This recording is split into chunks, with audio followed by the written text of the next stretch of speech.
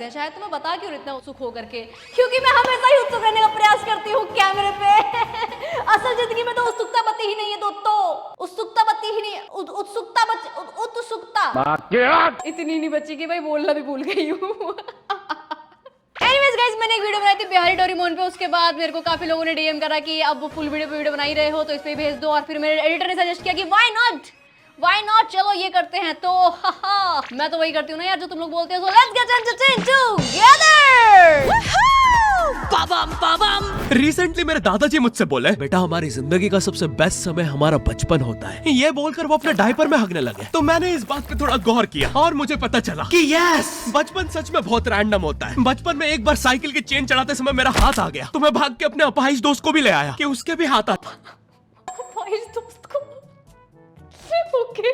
बचपन में मुझे मेरी दादी का चरित्र सही नहीं लगता था, क्योंकि वो मुझे डेली नया तारा दिखा के बोलती थी वो तुम्हारे दादाजी है। बचपन में मैं थोड़ा भोला भी था, ऐसे फालतू किसी को उंगली नहीं करता था, वरना फिर मैं 9 तक ही गिन पाता था। एक तो तब कोई भी आके गिनती पूछ लेता था, और उंगली करते समय गिनना कितना भाई उमर यार, मैं किसी की उंगली नहीं कर पाता था, वरना मैं 9 तक ही गिन पाता था। हे भगवान, मुश्किल होता है पता है। बचपन में मैं और मेरा भाई हमेशा WWE देख के लड़ते थे, क्योंकि माँ बाप की चाहते लड़ने लायक थी नहीं। एक तो मेरा छोटा भाई बचपन में बहुत शांत स्वभाव का था, बेचारा स्कूल में भी सीनियर से बुली होता था। हाँ, वो सीनियर मैं ही होता था।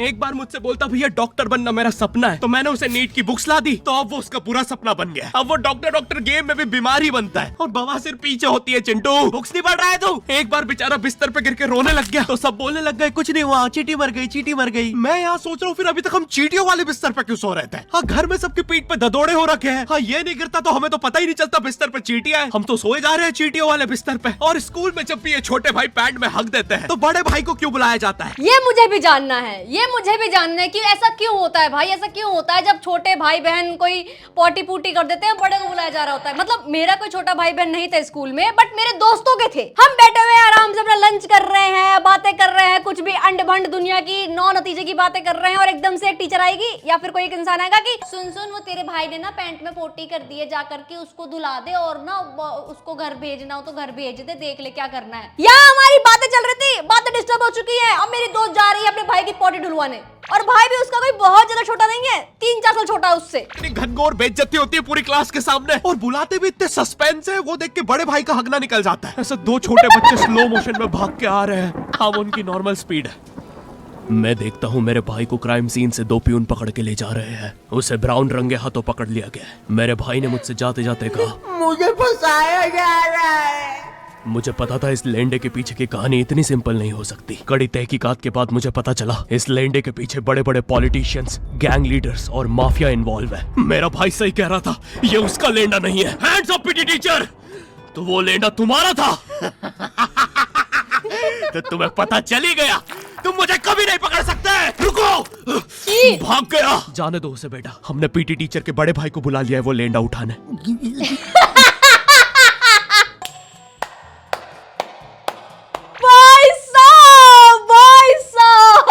जाने दो बेटा, हमने पीटी टीचर के बड़े भाई को बुला लिया।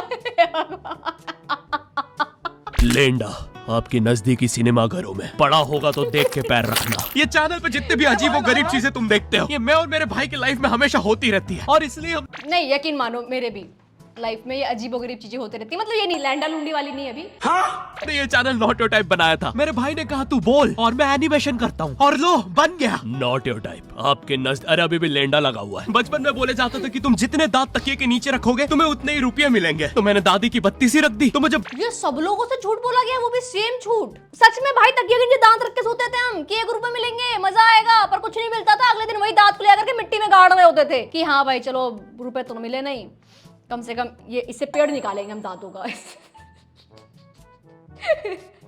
और कितने मिथ होते थे भाई बचपन में, कितने ज्यादा मिथ होते थे कि अगर बिस्तर पे सुसु कर दोगे तो लाल चुड़ैल आके ले जाएगी। सुसु से और चुड़ैल से क्या लेना देना है भाई?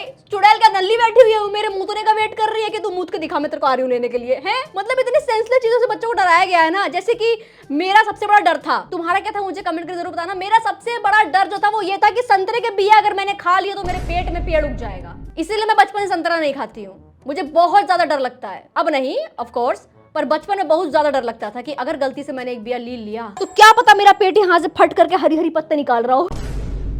32 रुपए मिला, वो 32,000 की थी। जो पिटा हूं ना मैं घर पे, साली स्कैमर दांतों वाली परी, चांदी का दांत ले जाके 1 रुपया देती है। दांतों से याद आया, बचपन में सब सूखा बॉर्नविटा खाते हैं क्योंकि दांत दूध के होते हैं। ठीक है, ये वाला जोक हटा दूंगा। बचपन में मुझे चुड़ैलों से बहुत डर लगता था। एक बार मुझे चुड़ैल के पैर के निशान दिखे तो मैं उल्टा भागा, पर फिर मैं चुड़ैल के ही घर में आ गया। हाँ, मैं पट्टी में भूल गया था उसके पैर उल्टे होते हैं, तो फिर मैंने सोचा इसका पीछे से सर फोड़ देता हूँ। सर फोड़ने गया तो वो उसका मुंह निकला। फिर से भूल गया कि साली चुड़ैलों के बाल भी मुंह पे होते हैं। आदमी को पता चले तो चले कैसे। जब मैं छोटा था, नींद में बिस्तर भी बहुत गीला करता था। मेरी मम्मी हमेशा गुस्सा करती थी कि सोने से पहले सुसु किया कर। अब उन्हें कैसे बताऊं, फिर गीले बिस्तर में मुझे नींद नहीं आती। बचपन में मुझे गुस्सा भी बहुत आता था, तो मेरी मम्मी ने मुझे एक रेड स्टोन की अंगूठी पहना दी, और सरप्राइजिंगली उससे मेरा गुस्सा इतनी जल्दी उतरने लग गया, क्योंकि अब मैं जब अंगूठी पहन के लोगों को पीटता था तो गुस्सा इतनी जल्दी शांत होता था। वैसे ये अंगूठी मुझे एक बाबा जी के आश्रम से मिली थी। जब मैं अंगूठी पहन के पीटता था, मुझे भी पहनाई गई थी अंगूठी। वैसे कुछ असर होता नहीं है इसका, मतलब अब होता भी होगा, आई डोंट नो, पर मेरे ऊपर तो नहीं हुआ था। हाँ, मुझे थोड़ा सा ऐसे पीस महसूस होने लग गया था, पर ज्यादा कुछ नहीं महसूस हुआ। इसलिए मम्मी ने मुझे अब चांदी का कड़ा पहनाया है कि थोड़ा गुस्सा शांत रहे। पर भाई मुझे माफ कर दो।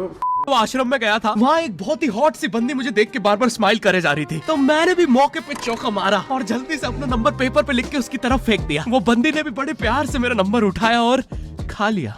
अरे भाई, उसको भूत लगे, वो तब से सबको स्माइल दे रही है। हम भी सुबह से नंबर फेंक रहे हैं, अभी तक 2 किलो पेपर खा गई है। बचपन में मेरी मम्मी हमेशा बोलती रहती थी कि बाहर जाके खेलो। अब बाहर मेरे मोहल्ले के बच्चे, भाई वो ऐसे अजीब अजीब से गेम्स खेलते थे। कहीं ड्रैगन फ्लाई में रस्सी बांध के उसको पेट बना लिया है, कहीं नंगे भाग रहे टायर के पीछे लकड़ी मारते मारते। मेरी मम्मी को उन पे दया आ रही है कि बेचारे गरीब बच्चे किसी भी चीज से खेल लेते हैं। फिर हमारी कार पलट जाती है। हाँ, वो टायर हमारी कार का था। और मुझे एक बात बताओ, अरे भाई, ये तो बहुत क्रेजी था। हाँ, फिर हमारी कार पलट जाती क्योंकि वो टायर हमारी कार का था।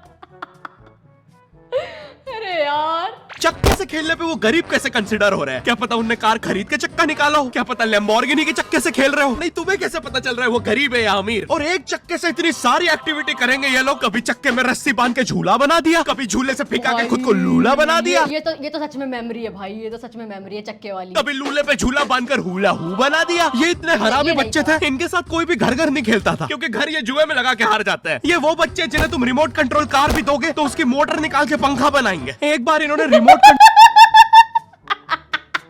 मैंने बनाया है पंखा, बचपन में बनाते थे ना, वो इतना बड़ा इधर आगे फैन लगा रहे, क्या बोलते थे, लाइट हाउस कुछ तो ऐसे बोलते थे। वो बनाया था मोटर निकाल के। अब वो मोटर कहाँ से निकाले थे वो मेरे को याद नहीं है। कंट्रोल रिमोट बनाया था। तुम अगर इस रिमोट पे बटन दबाओगे तो इस रिमोट पे बटन दबेगी, बस। ये लोग मकर संक्रांति के दिन पतंग भी लूटते थे दुकानों से। पतंग से याद है, मैं बचपन में अपने दोस्त जनक के साथ बहुत पतंग उड़ाता था। जनक गुजराती था और गुजराती लोग तो बहुत बड़े पतंगबाज होते हैं। वो लोग गला काटने के बाद भी काहे पोचे चिल्लाते हैं। जनक मेरे घर पे इतना बड़ा गिर्रा लेके आता था पतंग उड़ाने। उसमें पता नहीं कितने 1000 किलोमीटर का मांझा लपटा होता था। हम दोनों का सपना था उस गिर्रे की पूरी ढील देना। एक बार तो गिर्रा खाली होने ही वाला था, पर वो पतंग आर तो घूम के हमारे पीछे से आ गई। हमने हमारी ही पतंग काट दी। तो इस बार हमने सोचा पतंग पूरी परपेंडिकुलर उड़ाएंगे, स्ट्रेट। हमने 2 घंटे ढील दी, वो मांझे में वेव सिग्नल आने लग गए प्राचीन भाषा में। हमें लगा हमने एलियंस ढूंढ लिया, बट फिर धीरे से वो सिग्नल क्लियर हुआ। हमें पता चला हमने कोई नासा का 100 मिलियन का टेलीस्कोप काट दिया। पतंग नीचे ले, टेलीस्कोप काट दिया।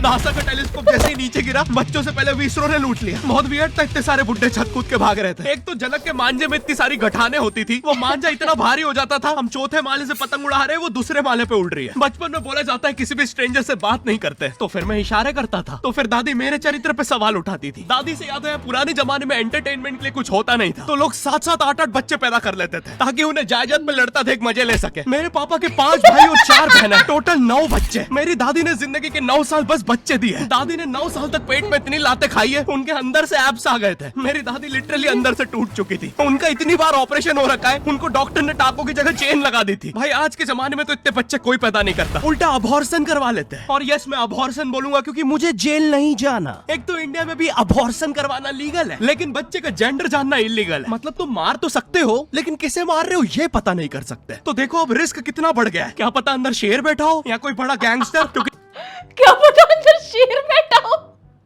अरे यार तुम्हें तो पता नहीं है तुम किसकी सुपारी दे रहे हो, क्या पता वो अंदर बंदे लेके बैठा हो। बचपन में सबके मम्मी पापा डराते हैं मस्ती मत करो वरना बोर्डिंग स्कूल भेज देंगे। और मुझे बोर्डिंग स्कूल से इसलिए डर नहीं लगता था कि मैं वहां जाके अपनी फैमिली से दूर हो जाऊंगा। मुझे बोर्डिंग स्कूल से इसलिए डर लगता था क्योंकि वहां पे वो बड़े दांतों वाला ईशान अवस्थी होता है। मैंने पहली बार जब तारे जमीन का ट्रेलर देखा था तो उसमें वो पागल बच्चे ने आतंक मचा रखा था। फिर मैंने मूवी का नाम पढ़ा तारे जमीन पे, मुझे लगा बिछाए होंगे इस पागल को पकड़ने के लिए, शौक वॉक देना होगा तारों से। इसके तो दांत भी इतने बड़े हैं, सारे तारे का